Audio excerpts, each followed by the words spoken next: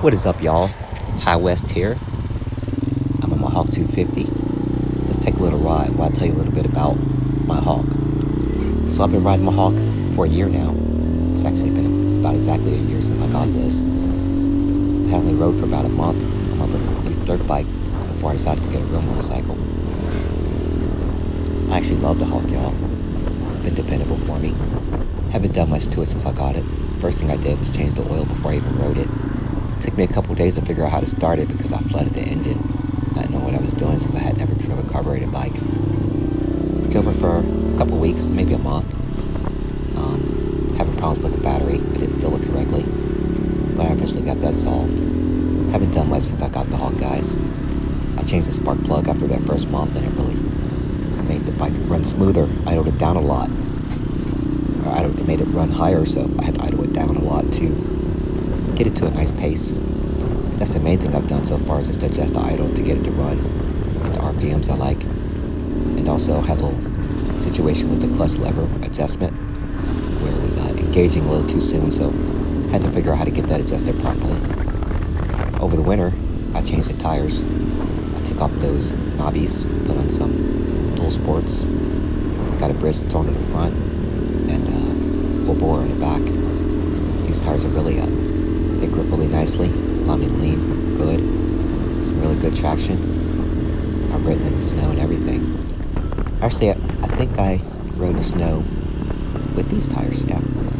Had already taken the knobbies off.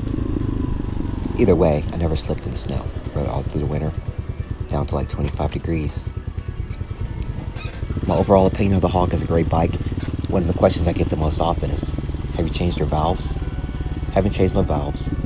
In the manual it says you should change them, or you should inspect them at 500 to 600 miles. Right now I'm right about 500, and I'm planning on inspecting those soon. In fact, this week I'm going to go out and get my filler gauges and do some more review on how to do that job.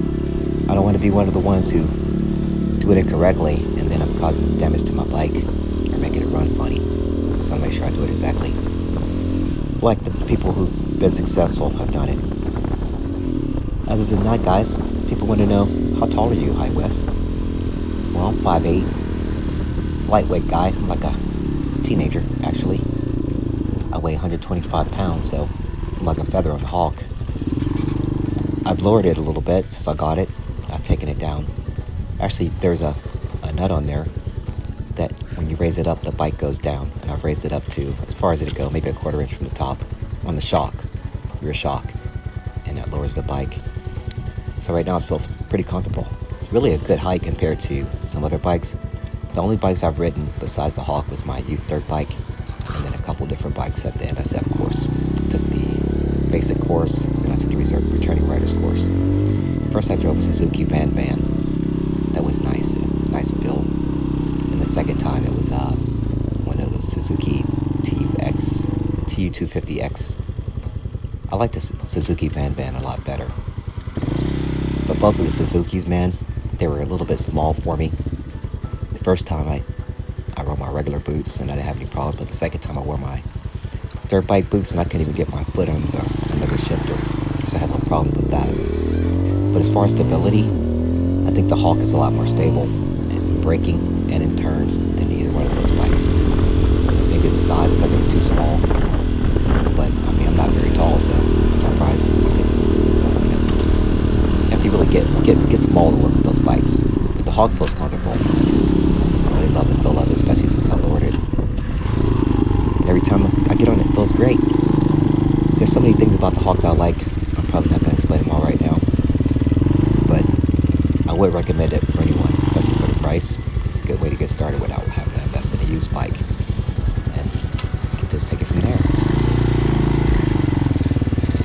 Well, I'll tell you guys more